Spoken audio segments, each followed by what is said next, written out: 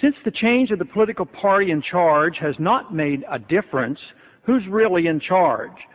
Someone is responsible, and it's important for those of us who love liberty and resent big brother government, identify the philosophic supporters who have the most to say about the direction our country is going. These are the neoconservatives of recent fame. Granted, they are talented and achieved a political victory that all policymakers must admire. But can freedom and the Republic survive this takeover? That question should concern us. Neoconservatives are obviously in positions of influence and are well placed throughout our government and the media. The neoconservatives, a name they gave themselves, diligently worked their way into positions of power and influence. Above all else, they were not and are not conservatives dedicated to limited constitutional government. More recently, the modern-day neocons have come from the far left, a group historically identified as former Trotskyites. Liberal Christopher Hitchens has just recently joined the neocons, and it has been reported that he has already been to the White House as an ad hoc consultant.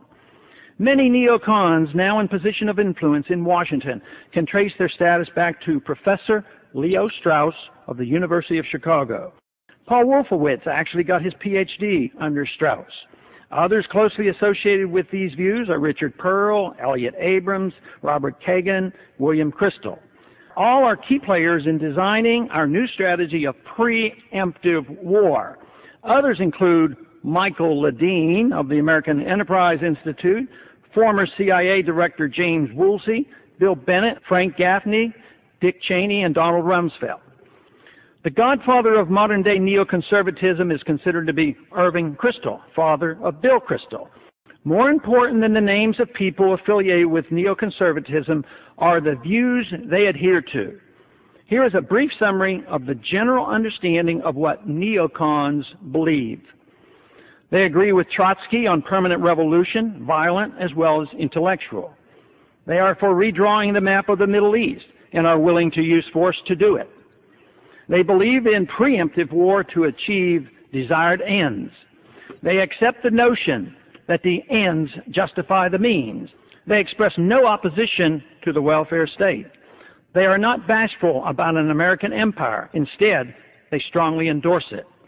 They believe lying is necessary for the state to survive. They believe a powerful federal government is a benefit.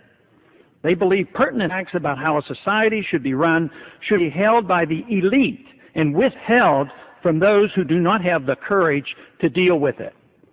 They believe neutrality in foreign affairs is ill-advised. Force should not be limited to the defense of our country. They dislike and despise libertarians, therefore the same applies to all strict constitutionalists. They endorse attacks on civil liberties, such as those found in the Patriot Act, as being necessary. They unconditionally support Israel and have a close alliance with the Likud party. Various organizations and publications over the past 30 years have played a significant role in the rise to power of the neoconservatives. A product of the Bradley Foundation, the American Enterprise Institute led the neocon charge, but the real push for war came from the Project for a New American Century, another organization helped by the Bradley Foundation.